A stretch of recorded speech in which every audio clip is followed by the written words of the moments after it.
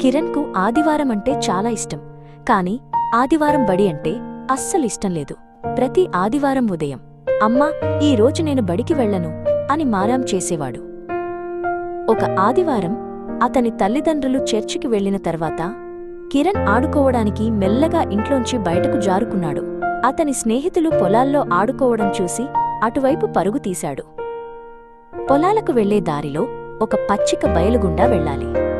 అక్కడ ఒక పెద్ద నల్లని ఎద్దు గడ్డి మేస్తోంది. కిరణ్ దాన్ని చూసి కొంచెం భయపడ్డాడు. కాని ధైర్యం తెచ్చుకుని ముందుకు నడిచాడు. కిరణ్ను చూడగానే ఆ ఎద్దుకు కోపం వచ్చింది. అది గడ్డి మేయడం ఆపి తల పైకెత్తి కోపంగా కిరణ్ వైపు చూసింది. నేలని తన గిట్టలతో తన్నుతూ పెద్దగా అరిచింది. అమ్మో అని కిరణ్ భయంతో అరిచాడు.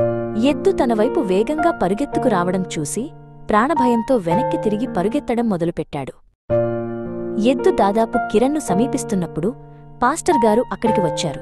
ఆయన ధైర్యంగా కిరణ్కు ఎద్దుకు మధ్యలో నిలబడ్డారు. పాస్టర్ గారు ఆ ఎద్దుతో ప్రశాంతంగా మాట్లాడారు.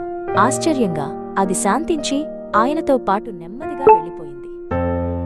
పాస్టర్ గారు తిరిగి కిరణ్ దగ్గరకు వచ్చి, భయపడకు బాబూ, ఇప్పుడు అంతా సురక్షితమే అని అతని భుజం తట్టారు.